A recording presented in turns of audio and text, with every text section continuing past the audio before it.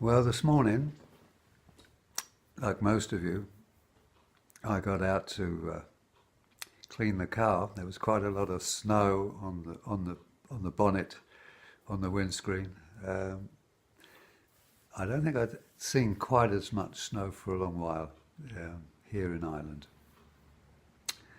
But nevertheless, here we are, and I'd like to talk to you about empowering others this morning. A friend of mine sent me a video clip of Wright, the footballer, and how his life was turned around by one very generous human being. It was his teacher. He had been brought up in a very negative situation, and life was very tough for him. But this teacher just had an open heart. He taught him how to read and write, gave him responsibility, and he gave him little tasks which don't seem very much, but you'll see as the story unfolds, they became quite empowering. He was able to monitor the school register and do other bits and pieces. He was basically being empowered in very simple, easy steps.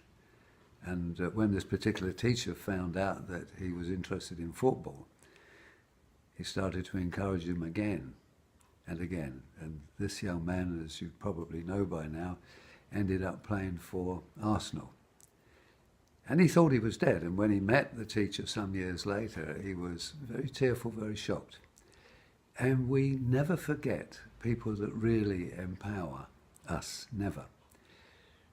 Similar story, I met, my boss was boss of a large retail chain. He asked me if I'd got an education. I said no, I hadn't, which I hadn't. And he said, well, you need to get one. You need to get one.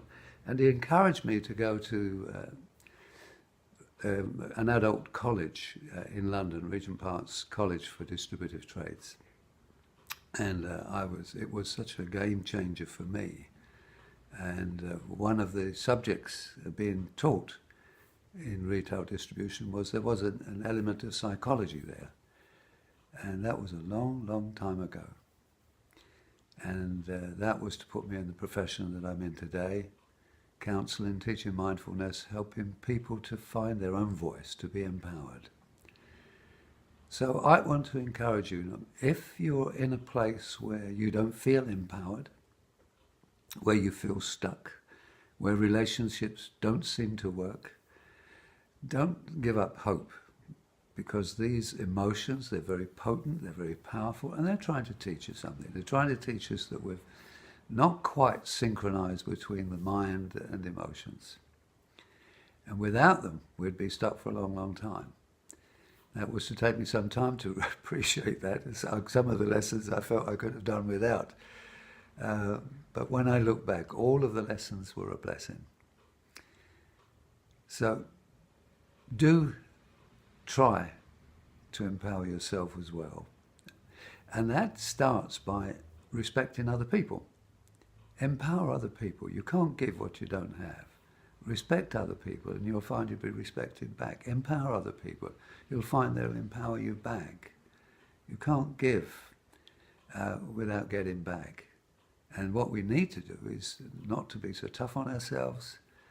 You know, the negative thoughts and seemingly negative feelings, they're all actually a blessing in disguise. If only we would learn to sit with them, let them be, and get inquisitive about them. So if you're struggling in any way and you'd like to be empowered, then do give us a call. My name's Joseph Geraghty, founder of the School of Mastery for Mindfulness. You can reach us on 091 871 904. We'd be delighted to help you be empowered and live a joyful life. Thank you for listening.